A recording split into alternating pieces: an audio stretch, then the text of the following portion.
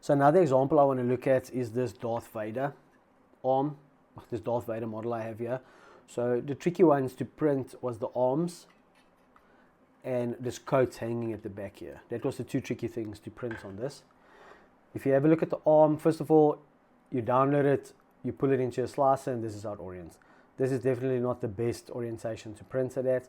Once again, I try to do my supports where you're going to see the supports the least. So if I have to pick a layer where a bottom layer, I would print it something like that. And that's how I actually printed these ones. That's how they look. I think they came out very cool. I used tree supports, organic. I left all the rest of the settings the same. Slice it. And that's what it looks like.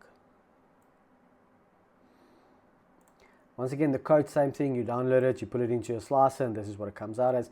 If you can slice it like this, laying on its back, but then it puts all the supports at the back. And like I said, your supports does leave marks. It's not gonna, you'll never print something without it leaving marks. Your supports will have to be calibrated to the nth to get your print to not show any marks where your supports was. And this I also feel is a lot of filament waste, because at the end of the day, all this green you're gonna throw away. So I printed this specific model. So I printed it standing upright like that. Once again, use tree supports. And that's what it looked like when it printed. I used a small brim on the bottom here, because once again, this model has got a very small contact area on the base. But this printed 100% fine, just like this. As long as you use some bed adhesive on these smaller contact surfaces here, you'll be fine. But just monitor your print. Maybe even if you print something like this, turn the speed down a bit so your printer doesn't shake as much and your head doesn't move as fast, because then it's also going to minimize the risk of your print falling over and then your whole print being ruined, because you don't want to print it up to 90% and then your print falls over and then it's just a spaghetti mess everywhere. Let's have a look at this. You're under normal default. That's what you guys saw, what it looks like. If you have on build plates only, that's what it does. So normal default, it does it like in a grid pattern, like you can see here. But the problem here is that piece there is going to become spaghetti. It's not going to print that. But I just want to show you the shapes of the different support types. So that's your default. Then you have grid. Very similar. It shapes it in a grid type.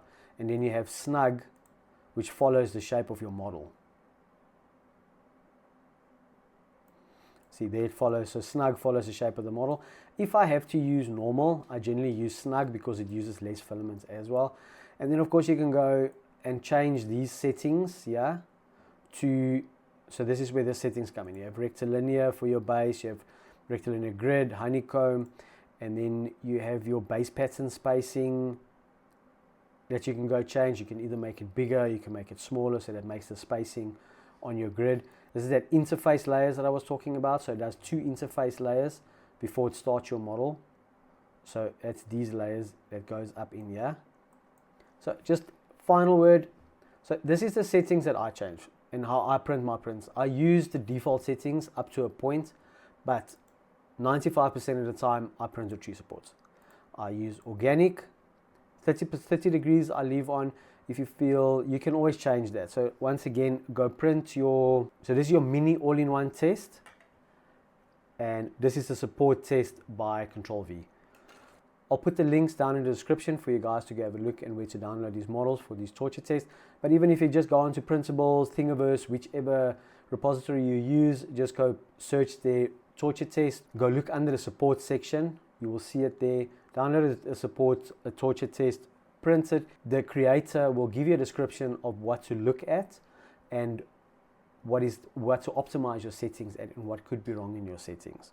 Okay guys, so that's a quick overview on supports of what I change in my slicer settings, what I like, what I feel, what is the difference between your different support settings, how they work, your support types, how they work, your angles, when to use supports, when not to use supports. So like I said, try to orient your print that you don't need to use supports. Of course, some prints you're going to have to use supports, but play with your settings, get familiar with your settings, find the optimum use where you feel comfortable how to get it off, because cleaning it off with the pliers and the lighter afterwards is also an option. I know it's not always the best. So yeah guys, that's it for supports. If there's any other topics or tricks that you would like me to discuss, any other questions you have, drop a comment down below. I'm more than happy to help out. If there's anything else you would like me to discuss, anything else you guys would like to know, leave a comment, leave a like, drop a follow, and as always, happy printing.